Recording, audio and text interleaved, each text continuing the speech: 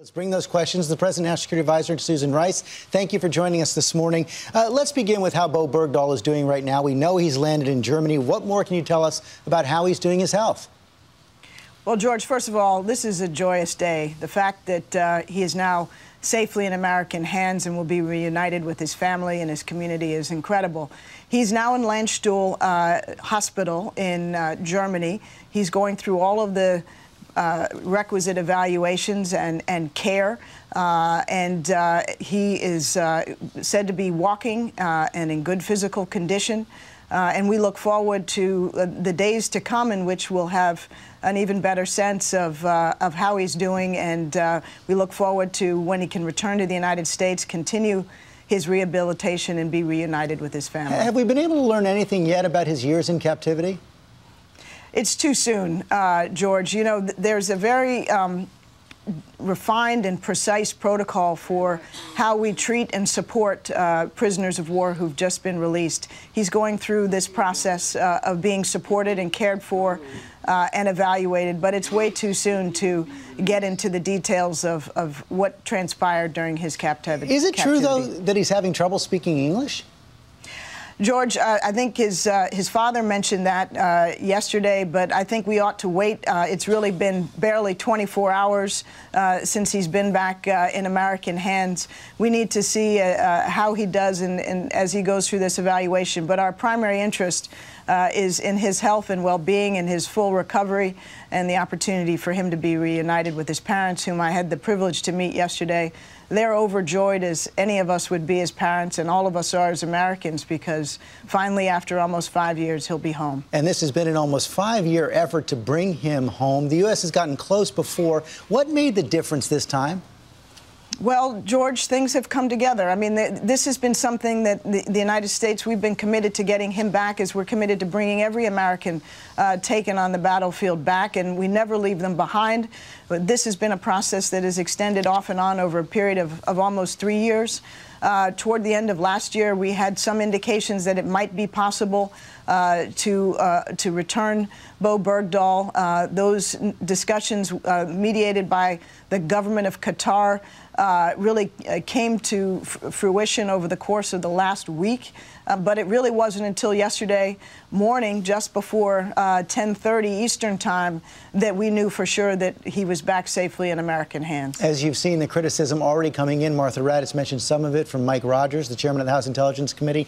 We also have the top Republicans on the Armed Services Committee saying this is going to put Americans at risk, threaten American lives because you broke the policy of trading with terrorists. What's your reaction to that? Well, George, this is a very special situation. Sergeant Bergdah wasn't simply a hostage. He was an American prisoner of war, captured on the battlefield. We have a sacred obligation that we have upheld since the founding of our republic to do our utmost to bring back our men and women who were taken in battle. And we did that in this instance. If for some reason we took a position now in the 21st century when some of our adversaries may not be traditional state actors, that we would not do our utmost to bring our prisoners of war home, that would break faith with the American people and with the men and women who serve in uniform. So regardless of who may be holding an American prisoner of war, we must do our best to bring him or her back. Also questions about whether the president violated the law. That charge is coming from Congress as well, that he was supposed to notify members of Congress before the transfer of any Gitmo detainees. Well, George, in fact, what we had to do and what we did do, consistent with the president's constitutional authority as commander-in-chief, is prioritize the health of Sergeant Bergdah. We had reason to be concerned that this was an urgent and acute situation, that his life could have been at risk. We did not have 30 days to wait, and had we waited and lost him, I don't think anybody would have forgiven the United States government. We have, in the past, had extensive consultations with Congress. They were well aware that this idea and this prospect was one that the administration was seriously considering. But when it came to fruition, the Department of Defense, in consultation with the Department of Justice, determined that it was both appropriate and necessary for us to proceed in an expedited fashion, and that's what the president decided to do, and as a consequence, we have Bowe Bergdah back. These detainees being sent back to Qatar, they are fairly high-level Taliban detainees. We know that they're going to have to stay in Qatar for at least a year. The question, though, is the law requires assurances that they're not going to be able to return to the battlefield. Senator Sexby Chambliss is saying those assurances so far are feeble. What assurances do you have? Well, the law says that we need to have sufficient confidence that the risk can be substantially mitigated, and we do have those.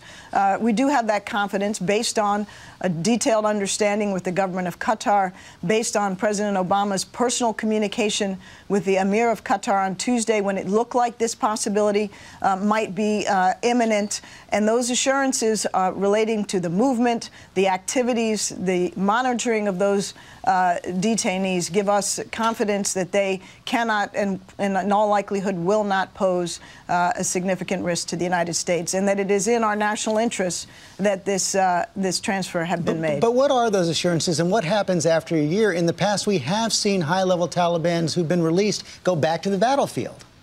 Well, George, I can't get into the specifics of the understandings, but they relate to restrictions on travel, movement, and the activities of the individuals who will be in Qatari care.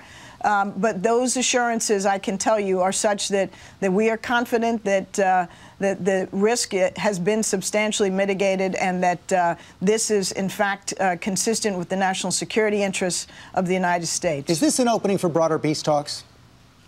That remains to be seen. I mean, obviously, this engagement indirectly through the Qataris with the Taliban was for the specific purpose of releasing Bowe Bergdah.